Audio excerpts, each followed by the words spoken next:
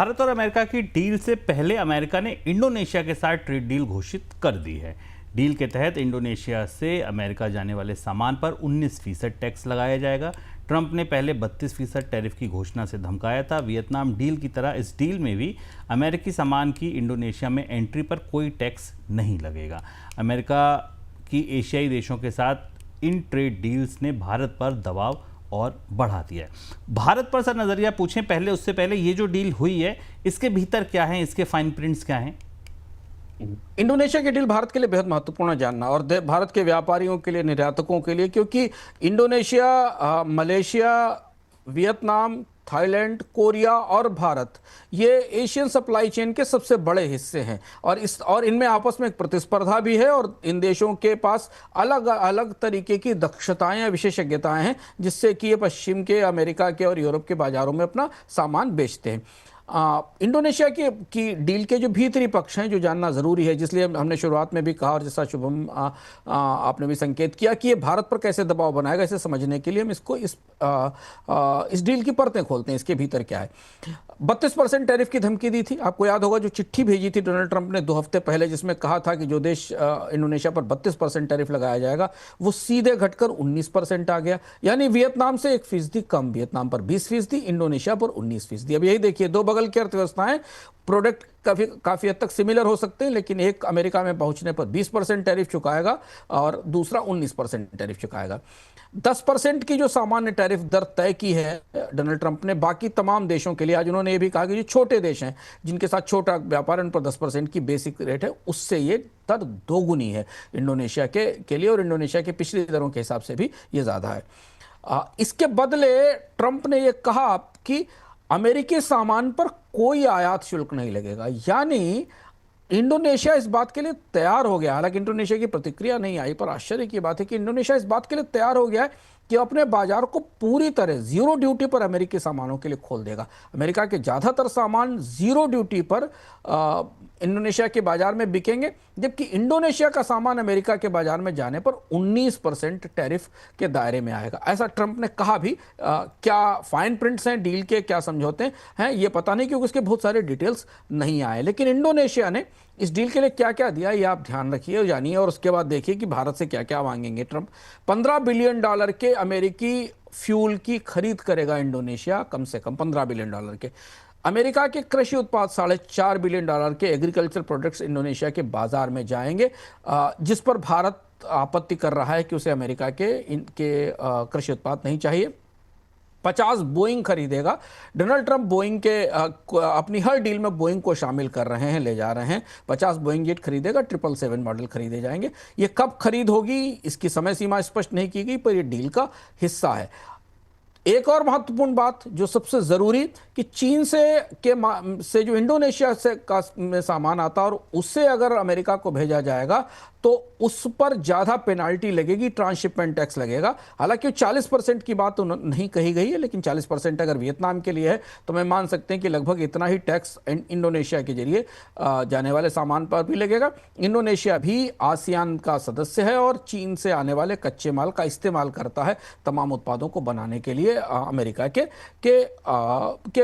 बाजार में। ये मुख्य महत्वपूर्ण हिस्से हैं जिन्हें जो इस डील्स के अंदर से उभर कर सामने आ रहे हैं।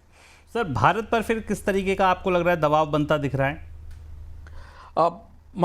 इंडोनेशिया की डील में डोनाल्ड ट्रंप ने 2 चीजें हासिल की। वियतनाम की डील में डोनाल्ड ट्रंप ने अपने सामानों के लिए बाजार में हिस्सा भी हासिल किया था। वियतनाम को 20% टैरिफ देने पर भी राजी किया था और 40% के ट्रांसशिपमेंट टैक्स पर हासिल किया था।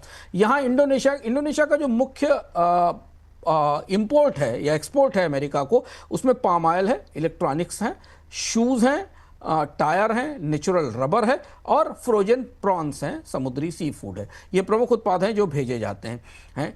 इनमें 2024 में करीब $40 बिलियन का व्यापार था। इसमें व्यापार का डेफिसिट अमेरिका को $18 बिलियन के आसपास था, यानी ये सरप्लस इसके पक्ष में था। यहाँ डोनाल्ड ट्रंप ने अमेरिका के कई सारे सामानों के लिए स्पष्ट रूप से इंडोनेशिया के बाजार को खोलने पर उसे सहमत करा लिया है। तेल खरीदना, एग्रीकल्चर उत्पाद खरीदना, और इसके अलावा अपने सामानों के लिए मुफ्त फ्री एक्सेस पाई है।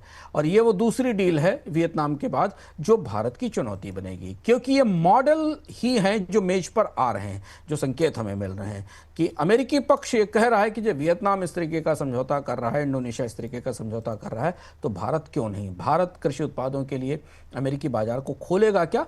जिस तरह से सभी अमेरिकी सामानों के लिए बिल्कुल मार्केट एक्सेस, बड़ी मार्केट एक्सेस दे दी है इंडोनेशिया ने, जैसा ट्रम्प दावा कर रहे हैं, ऐसा अगर भारत देगा तो फिर भारत के मेक इन इंडिया का क्या होगा, भारत के अपने सामानों का क्या होगा, भारत की अपनी अर्थव्यवस्था और उत्पादन का क्या होगा? ये देखने वाली बात होगी।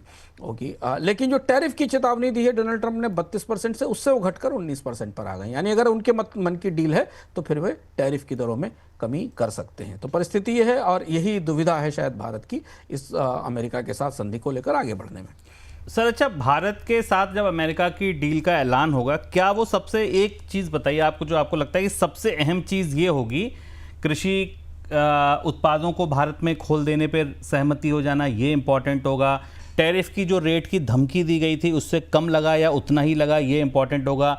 नए बाज़ारों पे भारत के जो उत्पाद जा रहे हैं उन पर टैरिफ बढ़ जाना, क्या आपको लगता है कि सबसे इंपॉर्टेंट चीज़ जो होगी डील में देखने वाली वो ये होगी? शुभम, भारत के साथ डील के बहुत सारे आयाम हैं। इतना कॉम्प्लेक्स स्ट्रक्चर डील को लेकर अभी तक नहीं है, क्योंकि भारत के कई उत्पादों को एडिशनली टैरिफ के दायरे में लाया जा चुका। कॉपर 50% ड्यूटी के दायरे में आ चुका है, घोषित कर दिया उन्होंने। अगर फार्मास्यूटिकल पर टैरिफ आता है तो पूरी दुनिया के देशों के लिए अगर फार्मास्यूटिकल पर आता है 200% या 100% टैरिफ तो पहले से आ चुका है। डोनाल्ड ट्रंप के एजेंडे में भारतीय बाजार में एक्सेस बड़ी बात है, और उसमें जैसे जो मुद्दे हम भूल रहे हैं जो पहले चर्चा में थे, उनका कहना है कि भारत के ई कॉमर्स सेक्टर को पूरी तरह खोला जाना चाहिए, अमेजन के लिए ज़्यादा जगह बनाई जानी चाहिए। अमेजन पे तो हमने उल्टी सख्ती और पाबंदी लगाई थी, क्योंकि घरेलू ई कॉमर्स कंपनियों को और छोटे ट्रेडर्स को मदद देना चाहते थे। तो जो एजेंडा अमेरिका का है उसमें केवल भारतीय बाजार में एक्सेस ही नहीं है, भारतीय कानूनों में बदलाव पर उनका फोकस है। जीएसटी को लेकर उन्होंने सवाल उठाए हैं। सबसे महत्वपूर्ण चीज वो ये चाहते हैं कि भारतीय बाजार में अमेरिका के कृषि उत्पादों के लिए जगह बने, और वो जगह भारत बनाने को कैसे तैयार होगा ये देखना होगा, और यहीं पर सबसे उलझन भरी बात है। इसलिए डेयरी और एग्रीकल्चर को भारत बाहर रखने की कोशिश कर रहा है। इसके अलावा इलेक्ट्रॉनिक्स, फ्रोजन ड्राई फ्रूट्स, इन सामानों के लिए भारत ने पहले से ही अपने लेवल पर उदारता दिखा दी है। ऑटोमोबाइल में अगर आप माने और डोनाल्ड ट्रंप को यह संकेत मान लिया जाए तो टेस्ला को भारत में बुला लिया गया, स्टारलिंक को मंजूरी दे दी गई। तो जो इस तरीके की सहमतियां जो संकेत देती हैं आमतौर पर डिप्लोमेटिक लेन देन में, भारत वो संकेत दे रहा है। लेकिन अब जैसे हथियारों की खरीद है, वो बड़ा डील मेकर हो सकता है। अगर भारत कोई बड़ी पेशकश लेकर जाए अमेरिका से हथियार खरीदने के लिए, आसान नहीं, मुश्किल है, अगर तो हो सकता है डील मेकर के तौर पर उसका इस्तेमाल किया जा सके।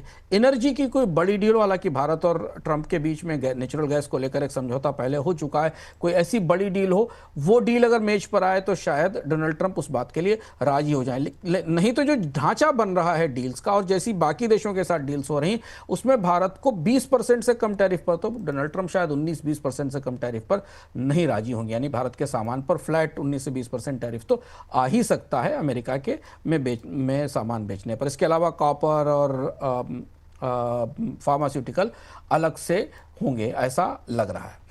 बिल्कुल, एक दिन जिस दिन ये डील का ऐलान होगा उस दिन विशेष चर्चा हम रखेंगे डील के फाइन प्रिंट्स पर, क्या मिला, जिन चीज़ों पे टैरिफ लगा, बाजार उनका कितना बड़ा है, कितना माल जाता है, कौन से नए प्रोडक्ट के लिए हमने बाजार खोला, और डील दरअसल कितनी हमारे लिए फ़ायदे की और नुकसान की रही।